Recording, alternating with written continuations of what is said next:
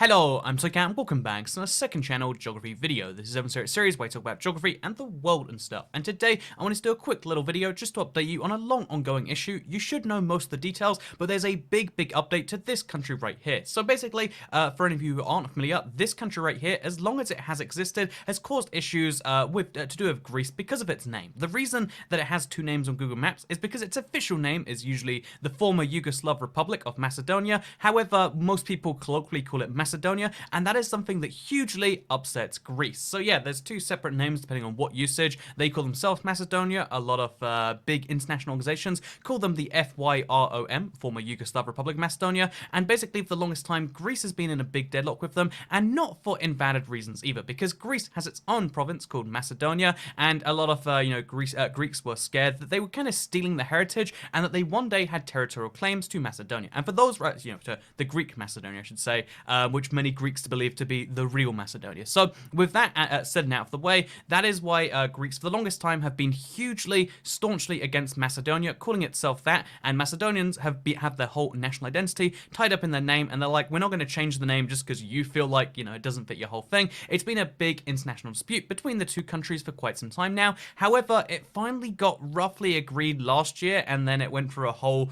kind of set of setbacks, but finally we have the news that it's probably gone through, because 2 weeks ago, Macedonia's parliament agrees to change the country's name. It was a hugely controversial vote where a lot of people are like, no, we must stick with Macedonia. And then literally just today, we have the news that Greece's parliament has also approved Macedonia's new name. Amid deep divisions, Greek parliament approves Macedonian name change deal to end neighbors' protracted dispute. Particularly when it comes to the north of Greece, they really do not agree with this. They really are not fans of the new name. But it is the easiest compromise for both sides, because while Macedonia remains in this limbo, it means they effectively can't join a lot of international organizations, and it's holding them back as a country. So if you're curious as to how it all happens, they've only been a country since 1991, but going forward, as soon as they submit the name change to the UN and other international bodies, they will be known as Northern Macedonia. This country right here, the Macedonia, or the FYROM, will soon be known as the former Yugoslav Republic of Macedonia, and also just known as Northern Macedonia. And instead of having two names on a map, which only a few places have, again, there's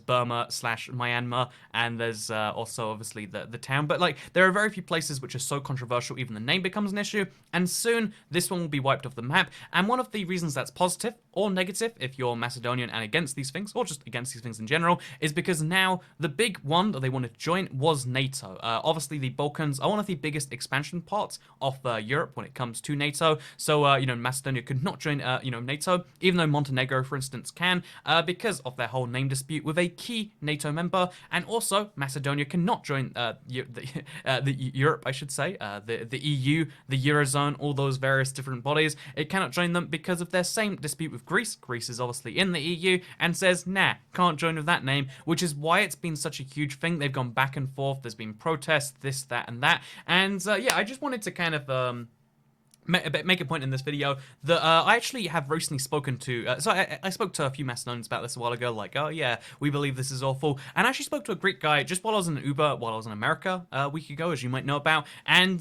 he had very strong opinions that, like, Macedonia, which is how he said it, and I'm gonna take that pronunciation from now on, but Macedonia is like, oh, they came up with the name, and he's like very angry about it. He doesn't live anywhere near the area, but he was vehemently opposed to the deal, and that seems to be the general consensus of like, man, what are we doing here? But the simple answer is like, even though it's not perfect for either side, both sides hate it. Again, like, here's some protests in Macedonia, here's some protests in Greece. They're for both. Oh, sorry. Here's some protests for Greece. But the truth is, the beautiful way to me to describe this is that Macedonia and Greece are winning and losing something, but finally is for the good of both sides.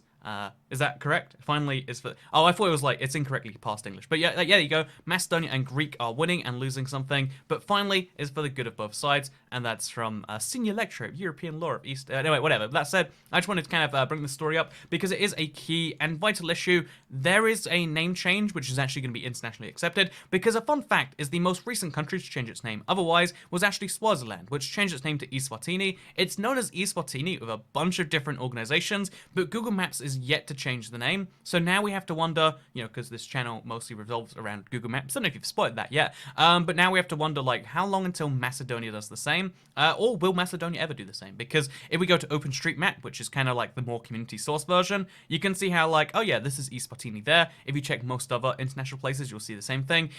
Whereas Macedonia is literally, it's not even the two-name thing. It's just Macedonia, but in Macedonian and then Latinized underneath it. So yeah, the question is, how long will it take organizations to update? How long will it take Macedonia themselves to do it? Theoretically, even though they've got approval, they could say, actually, we went through all this effort, but it was just a bluff. We're keeping the Macedonia name, Macedonia name, if you will. Do what you like about it. But right now, things are looking good for this one former Yugoslav Republic of Macedonia, and yeah, that's something interesting that maybe you didn't know about. So thank you very much for watching, as always, but this was just a quick one. I'm about to go out, that's why I'm wearing this terrible t-shirt. I have a new microphone. This is my first mic test, so if this sounded awful, then let me know. Look, it's black instead of white because it uses XLR cables, which is actually a nightmare. If I'm only in one of your ears, or I'm like peaking a whole bunch, I need to tweak the settings. So sorry for using you as a guinea pig, but that's what you are to me. You're just a guinea pig because second channel, don't care. Goodbye.